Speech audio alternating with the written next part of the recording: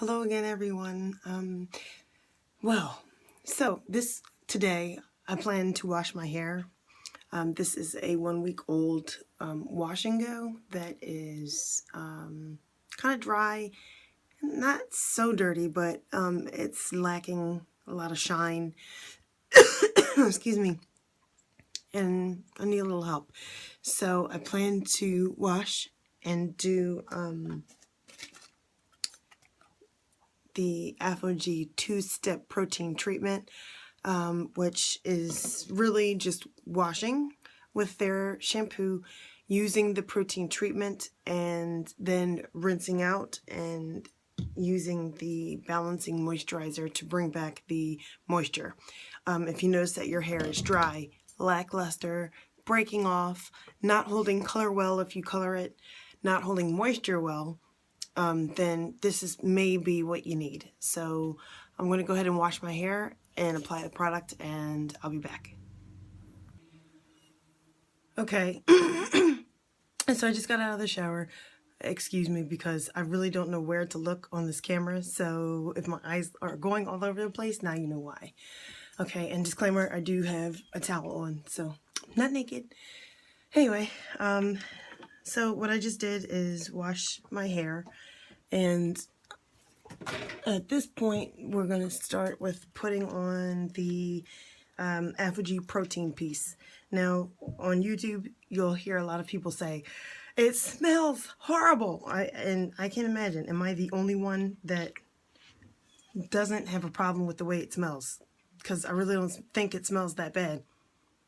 It kind of smells like, to me, it has a floral scent, like a really intense floral scent. It does not linger in the hair to my knowledge, so I don't know. So I'm just going to be quiet. You're just going to go ahead and watch me put this in. It applies very easily. It's very liquid, if you can see this. Very liquid, and it's in my hand like that, and it will drip down. I do not have clothes on right now because from what I've heard, and the truth, because I have done this before, it is really sticky. So I'm going to go ahead and follow the directions from now, and what I'll do is I'll rinse it out and then see how it goes. So you can look at me apply it to this side. For sake of time of the video, I will not apply it to this side. I'll just apply it to this side and then stop recording and then do what I need to do and come back. Okay? All right, so here we go. And I said I wasn't going to talk, but I will say this. Because it applies so very easily, I hear people say that they put it into a spray bottle and put it in that way, since it is so sticky, so liquidy. However, when I was looking on one of these YouTube channels for people who are professionals that put this in, like the professional channels on YouTube, they do not recommend using, and neither does the Aphogee people, do they recommend it going into a spray bottle, because of the fact that it is so sticky. It may clog up the spray nozzle. So I am not doing that. I'm applying it with my hands. It has a kind of like sudsy sound, kind of like when you have shampoo in your hair, but I'm not concerned about that. So, and it does foam, if you can see. But look at the definition already. Look at that. I don't know if you're picking it up, but it looks fabulous. So I'm gonna keep going here. There we go. Problem areas is right here in the front, and I have no idea why this piece here gets so dry, but it's really an annoyance. You hear that? It kind of sounds like shampoo, but I know it's not. But okay. And I would say it has a lot of slip, because I just use shampoo. You're not supposed to put conditioner in first. So look at this. I'm running my fingers through my hair already. So that's great. Just gonna go ahead and make sure this gets on my ends.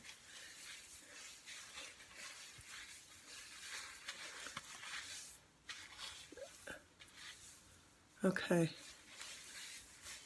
It does say to use a comb, a wide tooth comb, to make sure it distributes evenly. I am not going to do that because my hair is so super curly, and because this technically is not a conditioner, I don't feel comfortable with doing that. I think if you had really straight hair or that type 2 or wave hair, that would be okay. Not doing it with my hair. So before it starts to dry, I'm just going to put this out of the way so that I can get to the other side of my head. And this side, because I have a side part, is